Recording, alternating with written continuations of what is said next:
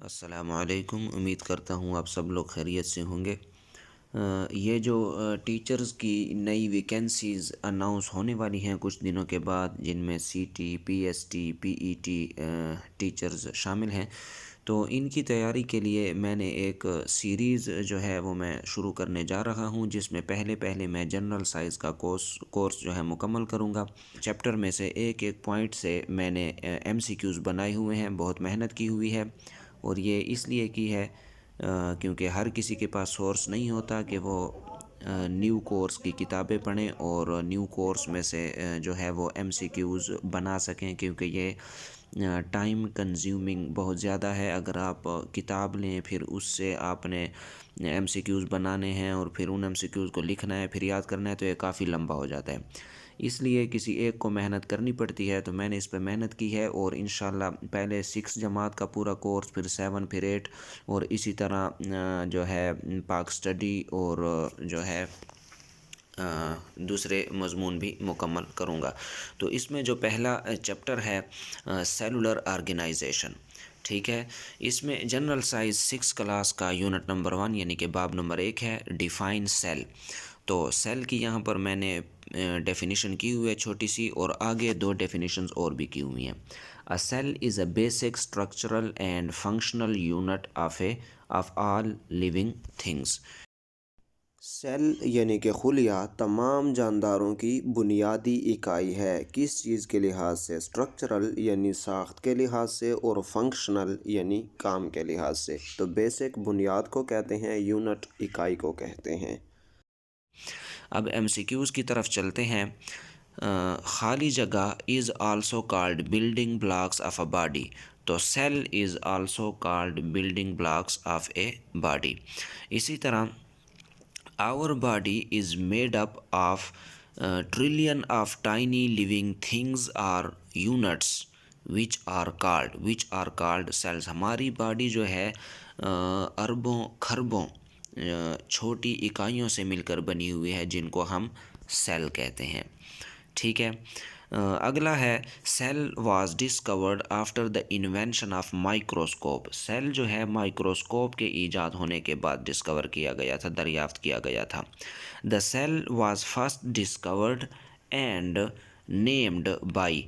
तो ये थे रॉबर्ट हुक। सबसे पहले रॉबर्ट हुक ने जो है डिस्कवर किया था 1965 में, और नाम भी इन्होंने रखा था सेल का।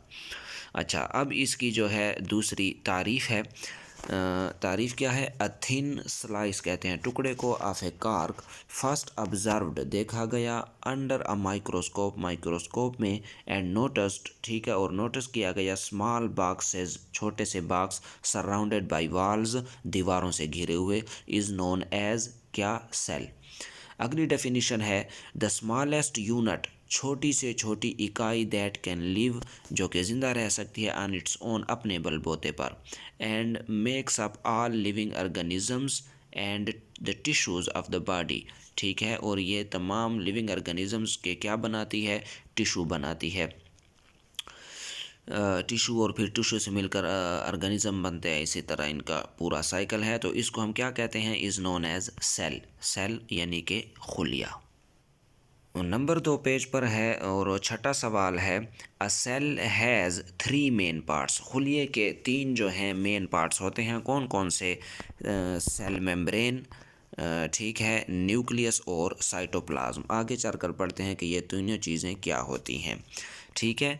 अगला सवाल है an instrument used to see small things is known as. Instrument कहते हैं आले को, वो आला जो छोटी चीज़ों को देखने के लिए इस्तेमाल होता है, यानी कि वो चीज़ें जो आँख से नहीं देखी जा सकती, उसको जो उस उनको देखने के लिए जो आला इस्तेमाल होता है, उसको माइक्रोस्कोप कहते हैं।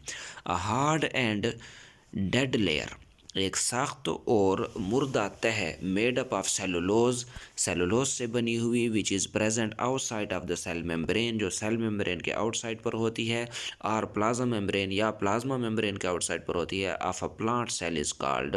पौधे के खुलिए के जो है होती है, उसको हम क्या कहते हैं? Cell wall.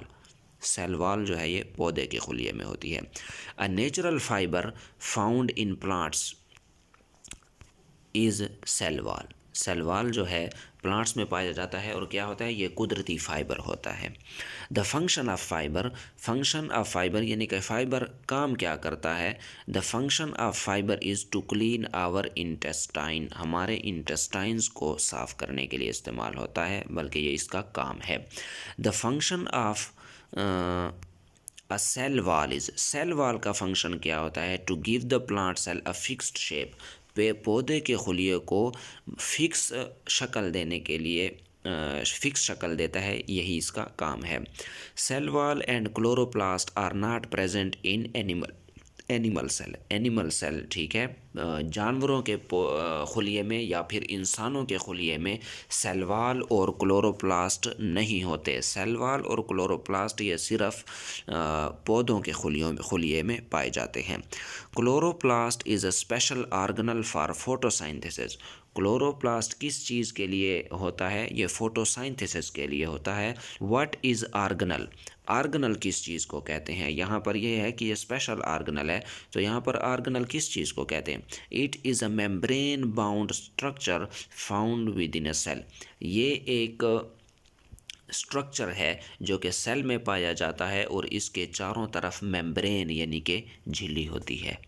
अगला सवाल है, क्लोरोप्लास्ट इज़ प्रेजेंट इन ए खाली जगह पार्ट्स ऑफ प्लांट, क्लोरोप्लास्ट कहाँ पर होता है, ग्रीन पार्ट्स ऑफ प्लांट, पौधे के ग्रीन हिस्से सब्ज हिस्से में क्लोरोप्लास्ट पाया जाता है। Chloroplast contains green pigment which is called chlorophyll, chloroplast में जो है एक ग्रीन पिगमेंट, पिगमेंट कहते हैं रंग को, कलर को, एक सब्ज रंग होता है, क्लोरोप्लास्ट में एक सब्ज रंग होता है, उसको क्या कहते हैं हम, क्लोरोफिल, ठीक है। The function of chloroplast, chloroplast क्या काम करता है, ठीक है, क्लोरोप्लास्ट के ये काम है टू एब्जॉर्ब सनलाइट, यह सूरज की रोशनी को जज़ब करता है, कार्बन डाइऑक्साइड को जज़ब करता है और वाटर को, पानी को जज़ब करता है, टू मेक बनाने के लिए, फूड एंड ऑक्सीजन, ठीक है, खुराक और ऑक्सीजन बनाने के लिए ये इन तीन चीज़ों को, चार चीज़ों को जज़ब करता है। वाटर एंड साल्ट्स, पानी और नमकियात are stored in plants by vacuole, ये पानी और साल्ट्स यानी कि नमकियात वैक्यूल में जमा होते हैं पानी पौधों के हिसाब से, पौधों के खुलिये में अगर देखा जाए तो।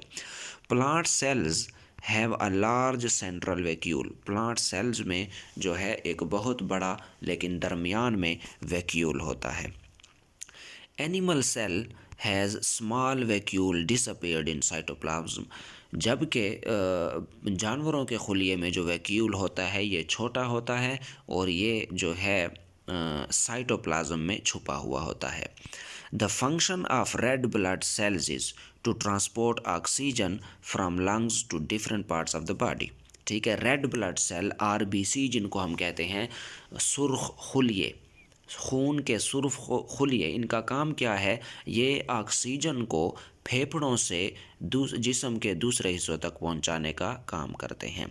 The life span of red blood sales, यानी कि लाइफ स्पैन कहते हैं ज़िंदगी को, इनकी टोटल ज़िंदगी कितनी है, तो रेड ब्लड सेल्स की टोटल ज़िंदगी है 110 से लेकर 120 दिन। अगला सवाल है, which cell has the large surface area for the absorption of oxygen, तो ये रेड ब्लड सेल हैं। रेड ब्लड सेल्स का जो है इनकी सरफेस एरिया यानी कि इनकी चौड़ाई जो है वो ज़्यादा होती है, किस चीज़ के लिए, ऑक्सीजन को जज़ब करने के लिए। अगला सवाल है, which cell contains haemoglobin combined with oxygen, कौन सा खुलिया है जिसमें ऑक्सीजन और हेमोग्लोबिन इकट्ठे होते हैं, तो ये रेड ब्लड सेल है। द फंक्शन ऑफ खाली जगह cells is to carry messages all around the body, ये नर्व सेल होते हैं। नर्व सेल जो है जिस्म में जो है मैसेजेस एक जगह से दूसरी जगह ले जाने का काम करते हैं और ये मैसेजेस इलेक्ट्रॉनिक सिग्नल्स यानी कि इलेक्ट्रिकल सिग्नल्स, सॉरी इलेक्ट्रॉनिक कह दिया, इलेक्ट्रिकल सिग्नल्स की सूरत में होती हैं। अगला सवाल देखें, सेल्स खाली जगह cells contains messages in the form of electrical signals, तो ये नर्व सेल्स होते हैं। Nerve cells contains messages in the form of electrical signals, electrical signals की सूरत में ये मैसेजेस को बॉडी के दूसरे हिस्सों तक पहुँचाता है। द फंक्शन ऑफ खाली जगह cell is to contract and relax to move parts of the body. Contract कहते हैं सिकुड़ने को और रिलैक्स कहते हैं छोड़ने को, यानी कि सिकुड़ना और दोबारा फैलना। ठीक है, to move parts of the body, अपने जिस्म के हिस्सों को हिलाने के लिए। तो ये कौन से होते हैं? Muscle. The function of muscle cells, ये मसल सेल्स का ये फंक्शन है कि वो सिकुड़ते हैं और फैलते हैं, जिसकी वजह से जिस्म के बहुत सारे हिस्से हरकत करते हैं। Muscle cells are also known as myocytes. Muscle cells को मायोसाइट्स भी कहा जाता है। In human body there are खाली जगह types of muscle cells. There are 3 type of muscle cells: cardiac, skeletal and smooth. ये 3 अक़साम हैं muscle cells की। Many of the mitochondria are present in muscle cells. Mitochondria जो है, बहुत सारे mitochondria muscle cells में मौजूद होते हैं। माइटोकॉन्ड्रिया क्या है? माइटोकॉन्ड्रिया केमिकल एनर्जी पैदा करता है ताकि खुलिये को बायोकेमिकल रिएक्शन के लिए दरकार तवानाई फराहम की जा सके। ये तवानाई एक छोटे से मालिक्यूल एडिनोसाइन ट्राईफॉस्फेट में जमा होती है। अगला क्वेश्चन नंबर 31 है प्रोटेक्शन यानी कि हिफाजत, कवरेज यानी कि, अब कवरेज की उर्दू मेरे जहन में नहीं आ रही, सिक्रेशन कहते हैं इखराज को, कि जिस्म का कोई हिस्सा यानी कि कोई चीज़ जो है ख़ास किस्म का लबलबा या ख़ास किस्म की कोई चीज़ बनाकर उसको खारिज कर रहा है। और एक्सक्रेशन कहते हैं एक्सक्रेशन, इसका जो सही प्रोनाउंसिएशन है वो है एक्सक्रेशन। एक्सक्रेशन कहते हैं जिस्म में जो ऐसी जो है चीज़ें जमा हो जाती हैं जैसे पेशाब वग़ैरह, उनको निकालने का अमल, जिस्म से निकालने के अमल को एक्सक्रेशन कहते हैं। और एब्ज़ॉर्प्शन जज़ब करने को कहते हैं। एंड फिल्ट्रेशन कहते हैं फ़िल्टर करने को, साफ़ करने को। ठीक है, are the function of epithelium cells. ठीक है, ये सारी चीज़ें जो हैं किस सेल क्या फंक्शन है, कौन सा सेल ये सारे काम करता है, तो वो है एपिथेलियम सेल्स। ठीक है, these cells cover the inner and outer layer of human body. ये सेल जो हैं अंदरूनी और बैरूनी तह, इंसानी जिस्म की अंदरूनी और बैरूनी तह को कवर करते हैं, ढांपते हैं। तो अब जो है ये कवरेज है, कवरेज का मतलब ढांपना। ठीक है, जहन में आ गया है। ये खुलिये जिल्द, खून की नालियों, आज़ा और पेशाब की नाली में पाए जाते हैं। अगला सवाल है what are the lightly packed sheets of the cells. Lightly packed sheets खुलिये के जो है उनको हम क्या कहते हैं? एपिथेलियम खुलिये, epithelium cells. The cells which are present on the body surfaces and in inner cavities are epithelium cells. ठीक है, वो खुलिये जो प्रेजेंट यानी मौजूद होते हैं बॉडी सरफेसेस यानी कि जिस्म के ऊपरी तह पर और अंदरूनी तहों में, तो उसको हम एपिथेलियम कहते हैं, एपिथेलियम सेल्स कहते हैं। A group of similar sales performing a specific function is called tissue. एक ग्रुप, ठीक है, सेल्स, सिमिलर सेल्स, एक जैसे खुलियों का एक ग्रुप जो कि एक मखसूस काम कर रहा हो या मखसूस काम करता हो, उसको हम क्या कहते हैं? टिशू। ये टिशू की डेफिनेशन है। 35 है animal tissues are broadly classified into 4 types. ठीक है, ब्रॉडली का मतलब है, मतलब जो उनके मेन पार्ट्स होते हैं, मतलब ज़्यादा डीप में नहीं गए, मेन पार्ट्स। ठीक है, तो वो कौन से हैं animal tissues?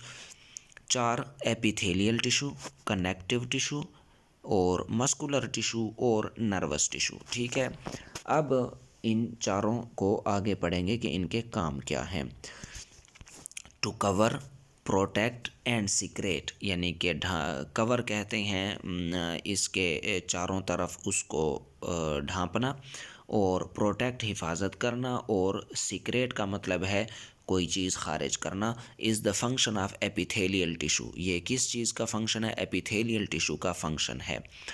Epithelial tissues are found in skin, lining of tissues and organs. Epithelial tissue कहाँ कहाँ पर पाए जाते हैं? स्किन में, लाइनिंग ऑफ टिश्यूज़ में और ऑर्गन्स में। अगला सवाल है what is the function of connective tissues. Connective tissues जो है इनका क्या काम है? कनेक्ट्स यानी कि जोड़ता है, ट्रांसपोर्ट यानी कि एक जगह से दूसरी जगह ले जाने में मदद करता है। एंड सपोर्ट और सहारा देता है। ठीक है, सपोर्ट का मतलब सहारा देना। अगला सवाल है tissues are found in bone, blood, cartilage, fats and loose connective tissues. तो ये कनेक्टिव टिश्यूज़ हैं। कौन से? Connective tissues are found in bone यानी कि हड्डियों में, ब्लड यानी कि खून में, कार्टिलेज में, fats and loose connective tissues में। ये कनेक्टिव टिश्यूज़ हैं। द फंक्शन ऑफ खाली जगह tissues is to move body parts. तो यह है मस्कुलर टिश्यू। मस्कुलर टिश्यू का काम है कि ये जिस्म के हिस्सों को हरकत देने का काम करते हैं। In heart and muscles tissues are found muscular tissue. दिल में और मसल यानी कि आज़ा में मस्कुलर टिश्यूज़ पाए जाते हैं। द फंक्शन ऑफ खाली जगह tissues is to carry messages around the body in the form of electrical signals. तो ये नर्वस टिश्यूज़ हैं जिनका काम है इलेक्ट्रिकल सिग्नल्स की सूरत में पैगामात एक बॉडी में एक जगह से दूसरी जगह लेकर जाना। In brain, spinal cord and nerves खाली जगह tissues are found nervous tissues. ये ब्रेन में, स्पाइनल कॉर्ड में और नर्व्स में पाए जाते हैं।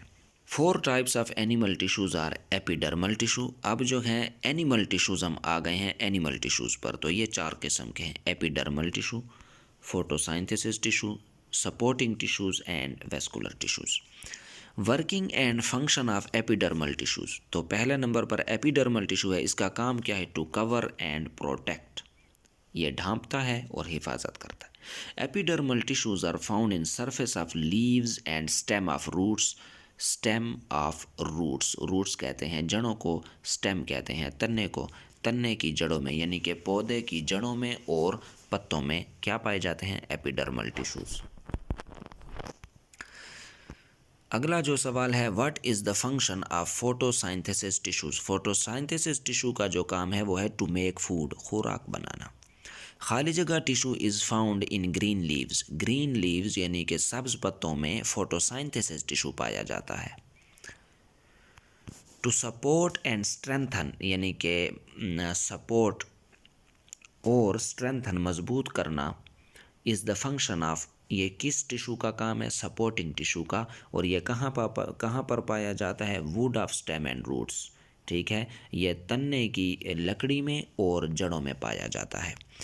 To move water and food in stem and leaves of a plant is the function of which tissue which is found in vascular bundles.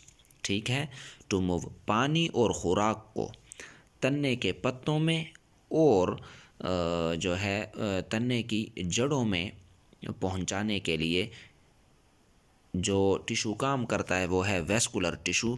और ये वेस्कुलर टिश्यू कहाँ पर पाया जाता है? वेस्कुलर बंडल्स में।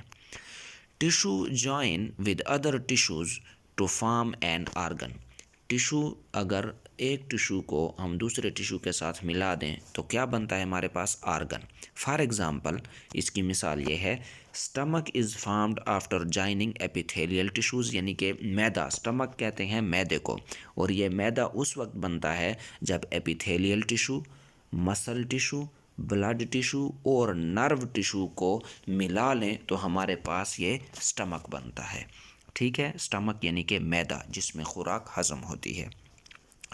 A group of organs work together to carry out a life process is called organ system.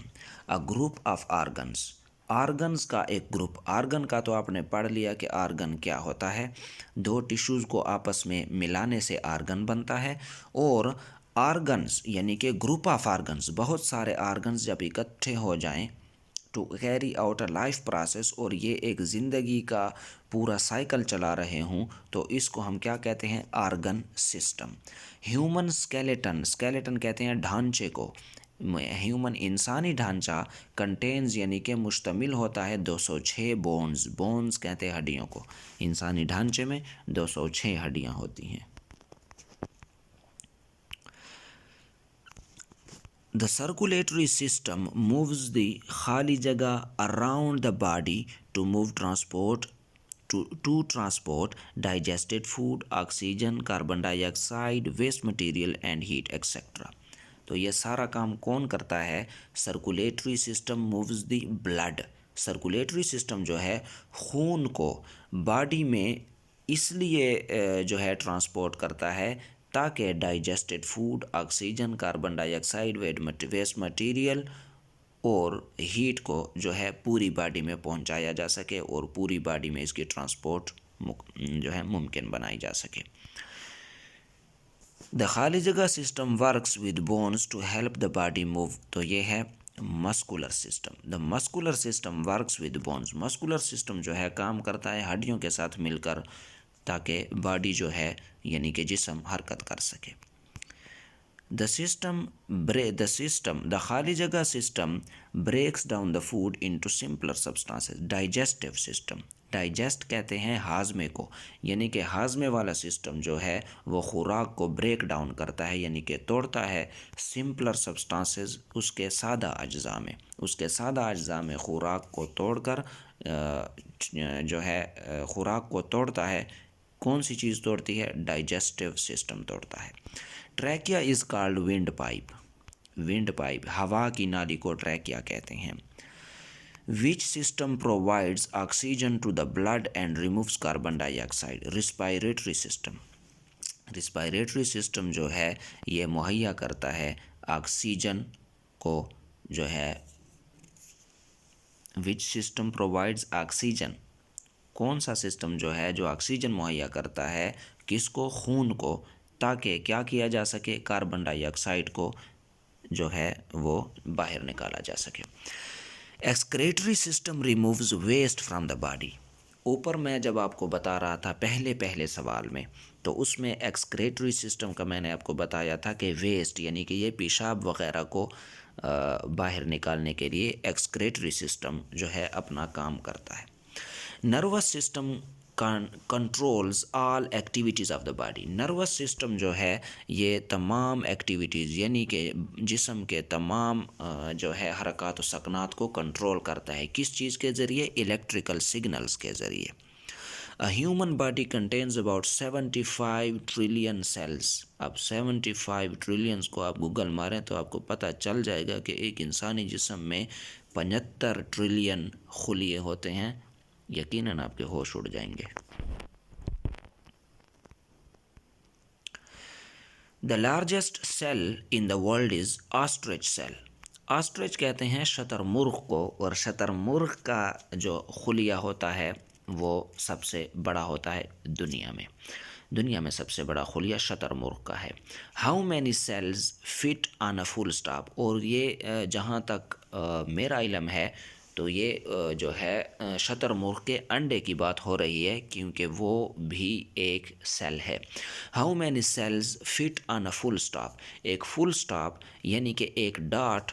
आप जब पेन के साथ ये जो सवालिया निशान है इसके नीचे जो एक डॉट लगा हुआ है इसमें 200 खुलिये समाये हुए हैं। 200 खुलिये, तो आप सोच करें कि खुलिया कितना छोटा होता है। Following parts of a cell are same in both animal and plants. Animal यानी कि जानवरों और पौधों में जो है खुलिये के दर्ज झैल अज्जा एक जैसे होते हैं। कौन कौन से? सेल मेम्ब्रेन, न्यूक्लियस और साइटोप्लाज्म, ये दोनों खुलियों में पाए जाते हैं। जानवरों के सेल में भी ये खुलिये पाए जाते हैं, और इंसानों के खुलिये में इंसानों के खुलिये और जानवरों के खुलिये में भी ये जो है पाए जाते हैं। सेल मेम्ब्रेन, न्यूक्लियस और साइटोप्लाज्म।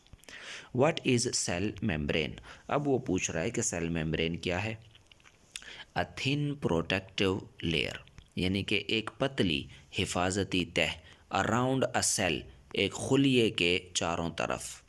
एंड इट होल्ड्स, और ये जो है खुलिये को पकड़ती है। All parts of the cell, खुलिये के तमाम हिस्सों को ये पकड़ती है टुगेदर, इकट्ठा रखने के लिए। And also it is a boundary, और ये एक बाउंड्री वाल की तरह भी काम करती है। विद गेट्स, जिसके गेट्स होते हैं, जिसके दरवाजे होते हैं। टू कंट्रोल करने के लिए what moves in and out of the cell, यानी कि सेल मेम्ब्रेन जो है ये एक ऐसी जो है पतली हिफाजती तह है जो कि सेल के अंदर जाने के लिए सेल के अंदर और बाहर कोई चीज़ मतलब जाती है या सेल से बाहर निकलती है तो उसको कंट्रोल करने के लिए सेल मेम्ब्रेन इस्तेमाल होती है।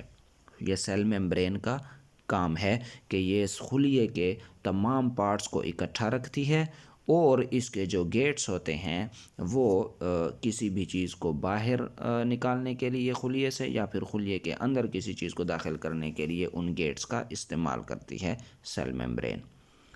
What is nucleus? अब न्यूक्लियस जो है ये क्या है? It is the control centre of the cell. Nucleus जो है ये कंट्रोल सेंटर है सेल का। Also contains all the information of the cell in chromosomes. और ये मुश्तमिल होता है न्यूक्लियस जो है सेल के बारे में तमाम इंफॉर्मेशन अपने अंदर रखता है और वो इंफॉर्मेशन सेल के अंदर मौजूद क्रोमोसोम्स में मौजूद होती है। क्रोमोसोम्स क्या है? इसकी तारीफ है अ थ्रेड लाइक स्ट्रक्चर। थ्रेड कहते हैं जिस तरह एक बल खाई हुई रस्सी होती है उनको थ्रेड कहते हैं। In a nucleus is called chromosome. A thread like structure, structure कहते हैं साख्त को। In a nucleus is called chromosomes.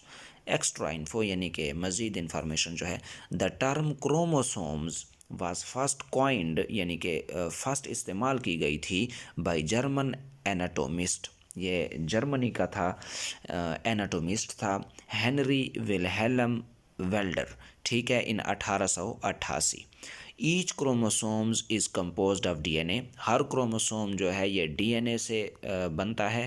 Wrapped tightly by proteins, ठीक है, प्रोटीन टाइटली, रैप्ड कहते हैं लिपटा हुआ, tightly by proteins called histone. इसके साथ जो है पैक्ड, रैप्ड को आप पैक्ड भी कह सकते हैं, ठीक है, प्रोटीन कॉल्ड हिस्टोन।